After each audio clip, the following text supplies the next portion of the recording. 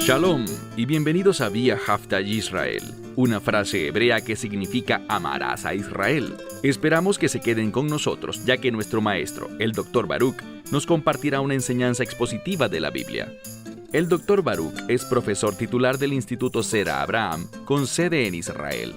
Aunque todos los cursos en el instituto se imparten en hebreo, el Dr. Baruch se complace en compartir esta enseñanza en inglés con doblaje al español.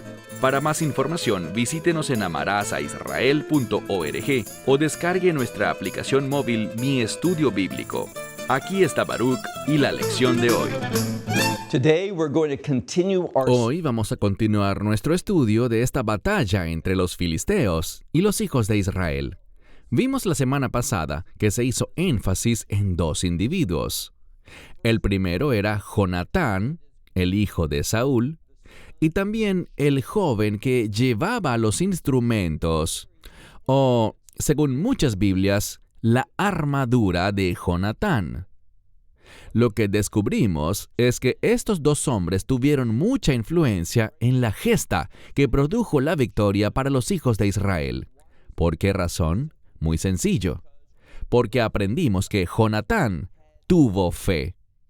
Él confió en Dios, pues sabía algo. Él sabía que la victoria no dependía de si había abundancia de soldados de Dios o si solo había un puñado de soldados de Dios. Jonatán sabía que la batalla le pertenecía al Señor.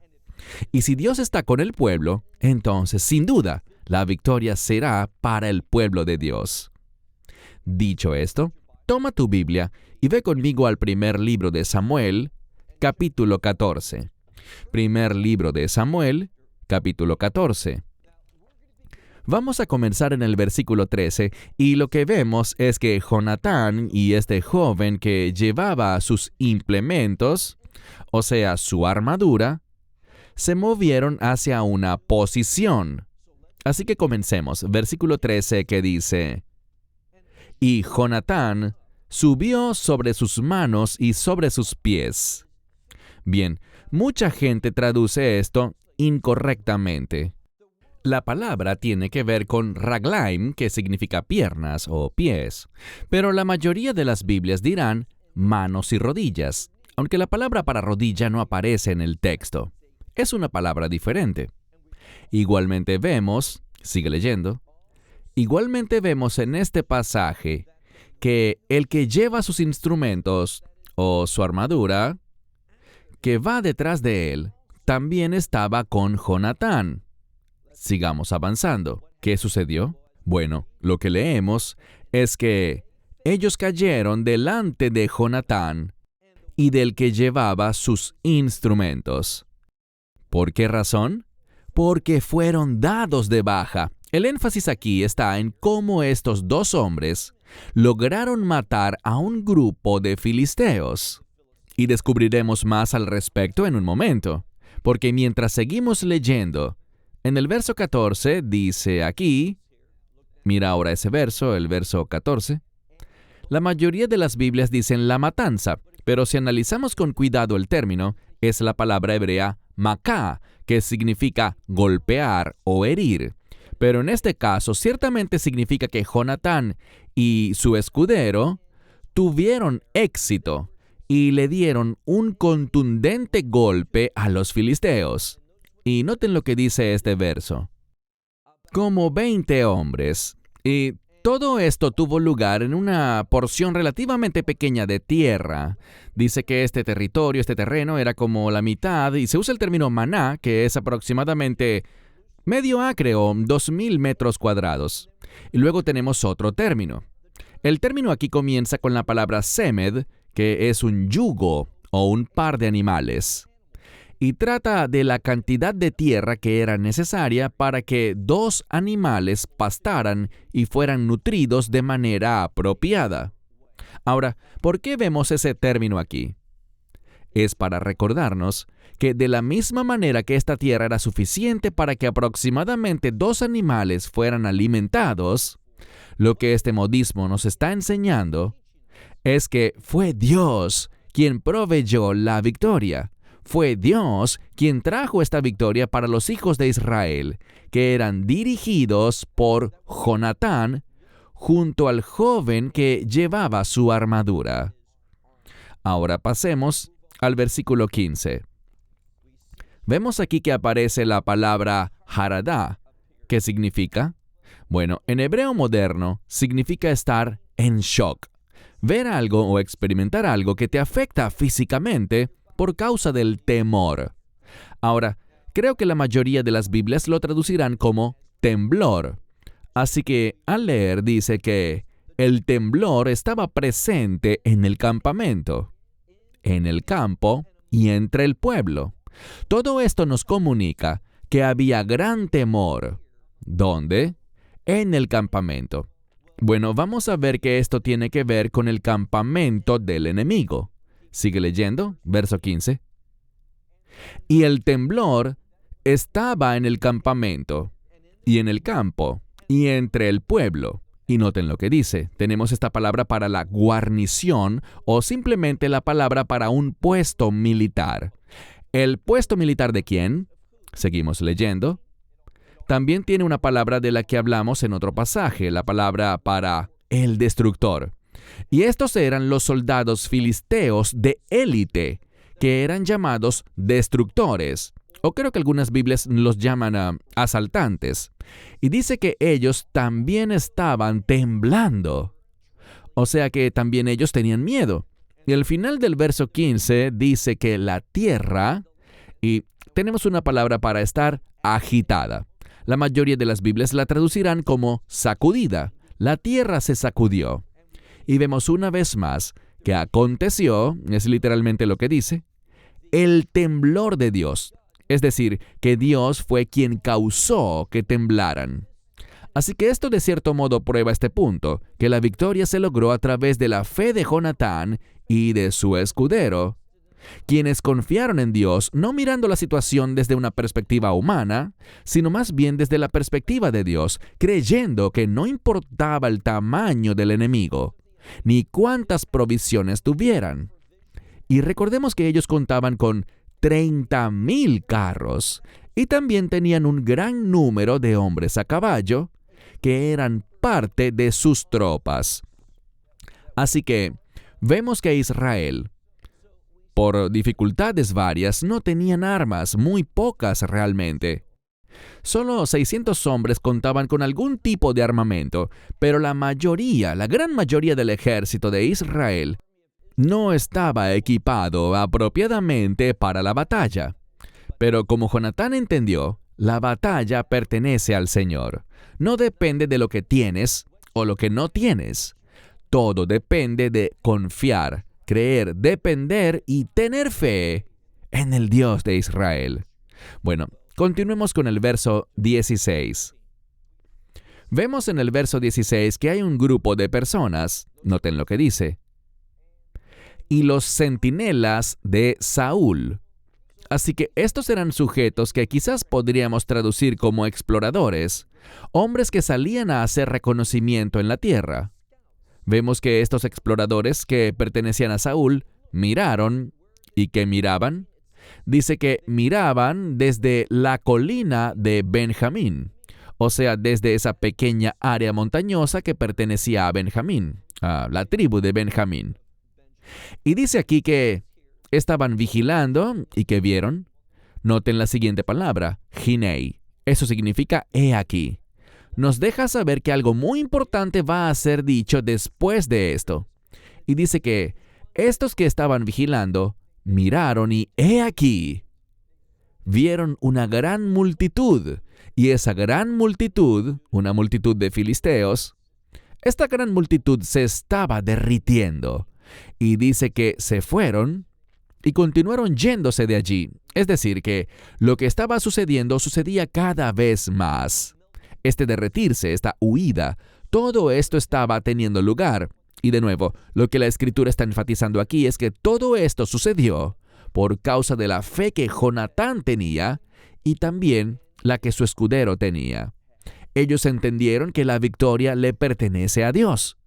Y si confías en Dios, si crees en Dios, si dependes de Dios y te apoyas en Él, Si esa es tu fe, entonces experimentarás esa victoria de Dios. Esto es lo que se está enfatizando y otro aspecto importante del texto es este.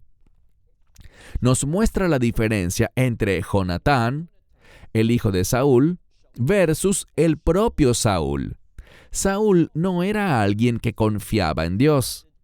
Él miraba la situación a través de una perspectiva humana y actuaba basado en lo que veía en lugar de confiar en lo que la palabra de Dios le había dicho. Recuerda lo que aprendimos. La fe viene por el oír y por oír específicamente la palabra de Dios. Bueno, leamos ahora el verso 17. Saúl dijo al pueblo que estaba con él. ¿Qué le dijo Saúl? Dice, enumeren, por favor, o sea, cuenten a los soldados. Y había una razón para esto. Él creía que parte de ese número de soldados estaba ausente. Entonces dice, cuenten al pueblo, por favor. Y buscaron procurando saber quién se había ido de nosotros, quién se apartó de nosotros, quién no está con nosotros en este momento. Y leemos que contaron al pueblo y he aquí, dice, Jonatán no estaba allí, ni su escudero, el joven que llevaba sus implementos. Así que estos dos hombres se habían ido. Ahora, ¿qué nos enseña esto? Bueno, ellos saben algo. Los sujetos del verso anterior, esos que estaban vigilando, notaron algo. Notaron que los filisteos se derretían, y vamos a ver en un momento que huían de la batalla por causa de esta gran jaradá, este gran temor, ese gran temblor que fue causado por Dios. ¿Y cómo lo causó? Por medio de la fe que Jonatán y su escudero tenían. Ellos confiaron en Dios. Y esto es lo que la Escritura enfatiza como la base para esa victoria, esa buena situación que está aconteciendo. Bueno, avanzando, dice que no se encontraron ni Jonatán ni su escudero. Verso 18. Y Saúl dijo a Ahías, trae el arca de Dios, porque el arca de Dios estaba, y noten la siguiente frase, Beyom Jajú. Hemos aprendido algo. Beyom Jajú se relaciona con un juicio. Cada vez que veamos este modismo, Beyom Jajú, en hebreo, en aquel día, ¿en qué debemos pensar? En juicio. Y lo que vemos es esto. Lo que se está enfatizando en este texto es que debido a la fe de Jonatán y de su asistente, de quien llevaba sus provisiones, sus instrumentos, su armadura, por causa de esa fe, vemos que vino la victoria sobre los hijos de Israel. Bien, Saúl en este momento está hablando. Leamos el verso 18. Él le habla a este hombre que mencionamos la semana pasada, llamado Ahías, y le dice, trae el arca de Dios, porque el arca de Dios estaba en aquel día, lo cual apunta a un juicio venidero. ¿Dónde estaba el arca de Dios en aquel día? Dice, Ubenei Israel, lo que significa que el arca de Dios estaba con los hijos de Israel. Ellos la mantenían cerca siempre. ¿Por qué? Eso es algo bueno, porque el arca del pacto o el arca de Dios habla de la presencia de Dios. Y por lo tanto, vemos una referencia a que la presencia de Dios estaba con el pueblo. Pero lo que se enfatiza es esto. No estaba con Saúl. El rey Saúl es presentado en este pasaje y en el pasaje que vendrá después como alguien que está preocupado por sí mismo y por sus deseos, más que por los deseos de Dios. Y cuando el centro de tu vida eres tú mismo, entiende algo. Eso constituye una fórmula para el fracaso. Cuando te pones a ti mismo de primero, estás eligiendo fracasar. No vas a agradar a Dios y no vas a cumplir la voluntad de Dios. Pasemos ahora al verso 19. Leemos. Aconteció que Saúl estaba hablando con el sacerdote. Recuerden, encontramos que Saúl hizo algo que leímos hace unas semanas. En lugar de confiar en Dios, de creer en las palabras del hombre de Dios, y me refiero a Samuel, en lugar de confiar, tomó el asunto en sus propias manos e hizo algo necio. Eso es exactamente lo que Samuel dijo, que Saúl hizo algo necio. Pero aquí encontramos que Saúl habló al sacerdote. Y noten lo que dice el texto. Y la multitud. Esta es una palabra que habla de un gran número de personas que estaban en el campamento filisteo. Seguimos leyendo. Mientras Saúl hablaba, dice que la multitud creció y creció más fuerte, más abundante. Ahora, ¿qué significa eso? Bueno, esto se refiere a un fuerte ruido que estaba generándose entre los filisteos. ¿Por qué? Bueno, la razón es porque el arca de Dios había entrado al campamento de Israel. Estaba ahora con el pueblo. Y de nuevo, cuando Dios y el pueblo están juntos en unidad, ¿qué podemos esperar? Que sucedan cosas buenas. Bien, sigamos hacia el final del verso 19, donde dice: Y Saúl le dijo al sacerdote: retira tu mano. ¿Qué quiso decir? Bueno, significa, y puede ser traducido como recoge tu mano, pero por contexto quiere decir quítala. Porque Saúl quiere que el arca de Dios sea liberada para la batalla. Encontramos que esto va a producir un buen resultado. Mira ahora el verso 20. En el verso 20 tenemos a Saúl como el sujeto del siguiente verbo. ¿Cuál verbo? El verbo gritar, clamar o dar voces. Muchas Biblias lo traducen como que Saúl reunió al pueblo, y ese pudo ser el resultado, pero la palabra literal aquí es simplemente clamar o gritar para captar la atención del pueblo. Eso es lo que Saúl quería hacer. Así que él gritó, y todo el pueblo que estaba con él vino a la guerra. Vinieron para la batalla. ¿Qué significa eso? Que estaban obedeciendo. Pero aquí está el punto importante. Su obediencia no era tanto por Saúl, sino que era por causa de la presencia de Dios en esa batalla. E insisto, lo diré una y otra vez. ¿Cuál era la clave de la presencia de Dios en esa batalla para darle la victoria a los hijos de Israel? No era por causa de Saúl, sino en cambio era por causa de Jonatán, cuyo nombre algunos traducen como Jonathan, por la fe que tanto él como su escudero tenían. Y noten lo que leímos al inicio del pasaje. Dice el texto que ellos subieron sobre sus manos y sobre sus pies, es decir, que gatearon. ¿Y por qué lo hicieron así? ¿A qué hace referencia eso? A su humildad. Eran hombres humildes y eso nos enseña algo.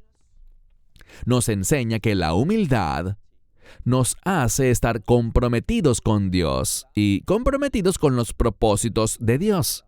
Así que vemos aquí que, he aquí, el rey Saúl gritó y todo el pueblo que estaba con él vino a la guerra. Y he aquí, la espada de cada hombre estaba contra su prójimo. ¿Qué significa esto? Está hablando de los filisteos, y que los filisteos, entre ellos mismos, hicieron algo. ¿Qué hicieron? Pusieron la espada de cada uno de los filisteos contra su prójimo. O sea, que pelearon ellos mismos entre sí, y noten lo que dice, mehumá, que es una palabra hebrea que significa perturbación. Está relacionada con confusión. Así que hubo gran confusión y más específicamente gran perturbación entre los filisteos. Por eso dice, mehumá gedulá meod, y meod significa en gran manera. Así que hubo una confusión inmensamente grande entre los filisteos, al punto que comenzaron a luchar unos contra otros. Un filisteo tomó su espada y la puso contra su prójimo, contra otro compañero filisteo. ¿Por qué? Por causa de esta confusión. Y esto es lo que Dios es capaz de hacer. Verás, Saúl miró esta situación solamente desde una perspectiva humana y no vio lo que Dios podía realizar. Y Dios es capaz, porque Dios es soberano, es todopoderoso. Dios es capaz de hacer que los filisteos peleen entre sí en lugar de pelear contra Israel. Esto es lo que está diciendo aquí, que hubo una confusión tremenda, una gran perturbación entre los filisteos, causada por la presencia de Dios. Y lo sabemos por este elemento que ha sido enfatizado en los 2 versos anteriores, el arca de Dios. Avancemos al verso 21. Y los hebreos, y la implicación, porque está en tiempo pasado, es que los hebreos que estaban con los filisteos, Kei Admo, o sea, ayer, Kei Shoshom, y el día anterior. Así que los hebreos que estaban con los filisteos anteriormente, ¿qué les pasó? Dice que los que subieron con ellos al campamento alrededor, es decir, que estaban en esa área y subieron al campamento, dice que también ellos, y luego dice Liot, ellos se pasaron a Israel. O sea, Dios trajo un cambio. A los hebreos que debían haber sido leales a los hijos de Israel, ¿qué les había pasado? Ellos también tuvieron miedo, también dudaron y por lo tanto estaban con los filisteos. Pero Dios ahora está trayendo un cambio. Él es un Dios de cambios, y los cambios de Dios siempre son cambios buenos. Los cambios de Dios siempre traen provisión, victoria y bendición para su pueblo. Así que estos hebreos que en el pasado habían estado con los filisteos, subieron con ellos, o sea, subieron para estar con Israel, uniéndose a Saúl y a Jonatán. Así que ahora los hebreos cambiaron y ya no estaban con los filisteos, sino con el rey Saúl y con Jonatán. Mira ahora el verso 22. Y todo hombre de Israel que en el pasado se había escondido en el monte de Efraín, todos ellos oyeron que los filisteos, ¿qué estaban haciendo los filisteos? Bueno, tenemos una palabra. La palabra aquí es nasú, que significa huyeron. Así que estos individuos que anteriormente tenían miedo, que estaban escondidos, hablamos de esto hace poco, se habían escondido en los matorrales, se habían metido en los hoyos y en las cavernas de la tierra, se habían escondido debajo de rocas y cosas así, y también se escondieron debajo de las rejas del arado, todo esto por causa del miedo. Pero hubo un cambio. ¿Y qué causó ese cambio? Dios lo causó. ¿Por qué razón? Debido a la fe que Jonatán tenía, en contraste con la falta de fe de su padre Saúl. Así que vemos aquí que estos individuos oyeron que los filisteos huían. ¿Y qué hicieron? Dice, y se unieron también a ellos, estos hebreos que se unieron a ellos en batalla, se unieron a la guerra, y batallaron del lado de los hijos de Israel. Mira ahora el verso 23. En mi opinión, el verso 23 es una especie de resumen donde dice, y el Señor salvó Beyom Jahú en aquel día. ¿Con qué se relaciona esta frase Beyom Jahú? Como hemos dicho varias veces, se relaciona con un juicio. Esa frase que se repite una y otra vez en este pasaje, Beyom Jahú, es una pista que le indica al lector, a ti y a mí, que podemos esperar que Dios desate su juicio sobre los enemigos de Dios. Y es debido a la fe de Jonatán y su escudero que Dios se movió con el fin de traer la victoria para los hijos de Israel. De nuevo, verso 23. Y el Señor salvó en aquel día a Israel, y la batalla pasó a Bet-Aven. Ahora, ¿qué es Bet-Aven? Les compartí que Bet-Aven, y siempre debemos prestar atención a los nombres que se proporcionan en el texto bíblico. Bet-Aven significa la casa de la maldad. Y por lo tanto, lo que vemos es que el juicio de Dios, esta batalla que representa el juicio de Dios, esta batalla pasó a Bet-Aven. ¿Por qué? Porque Dios quería destruir el mal. ¿Cuánto mal? Todo el mal. Y luego miramos el verso 24, nuestro último verso por hoy. Y un hombre de Israel, en hebreo, cuando tenemos un número mayor a 10, no hablamos en plural, sino en singular. Por eso, si queremos traducir esto correctamente, diríamos, y los hombres de Israel, ¿qué eran? Bueno, tenemos una palabra y es la misma palabra para capataz. ¿Y qué querían hacer? En Egipto, aquellos capataces buscaban desanimar al pueblo. Pero en este caso es la misma palabra, pero aquí no en forma de sustantivo, sino como condición verbal. Por lo tanto, leemos, y los hombres de Israel estaban desanimados. ¿Cuándo? En aquel día. Pero vemos algo. Vemos que Saúl hizo algo. Y ahora vamos a descubrir por qué están desanimados, ya que no tiene sentido. Deberían estar felices, deberían estar emocionados. ¿Por qué? Porque Dios está trayendo su juicio sobre sus enemigos, sobre los filisteos. Pero hay una razón por la que el pueblo está desanimado, y es que Saúl continúa pensando en sí mismo. Cerremos leyendo el verso 24. Y Saúl hizo que el pueblo jurara, diciendo, maldito sea el hombre que coma pan hasta el anochecer. O sea, si comes pan antes del atardecer o el anochecer, Dios te va a maldecir. Eso es lo que Saúl está diciendo. ¿Por qué? ¿Por qué hizo tal cosa? Ahora, en cuanto a comer, dice Deuteronomio 8, versículo 10, que cuando hayas comido tu alimento y estés satisfecho, le darás gracias a Dios. Así que comer implica que bendecirás a Dios.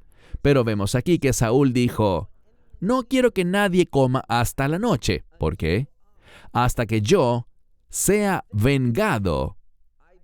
Que sea yo vengado de mis enemigos. Y luego dice, y todo el pueblo no probó pan, no comieron.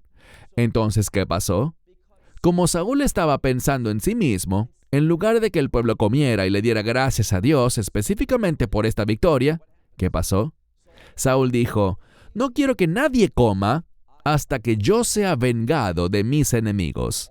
Todo esto nos muestra cuál es el problema con Saúl, y es que él es egoísta, solo piensa en sí mismo. Todo se trata de él, en lugar de ser un hombre sumiso, obediente, que confía en Dios y es humilde para cumplir todo lo que tiene que ver con los propósitos de Dios. Ese es su problema, solo piensa en sí mismo y no se percibe como un siervo del Dios viviente, como deberíamos percibirnos y conducirnos tú y yo.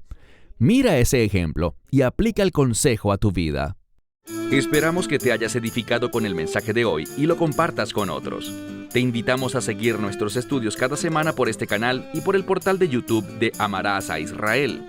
También puedes descargar nuestra aplicación móvil gratuita, Mi Estudio Bíblico.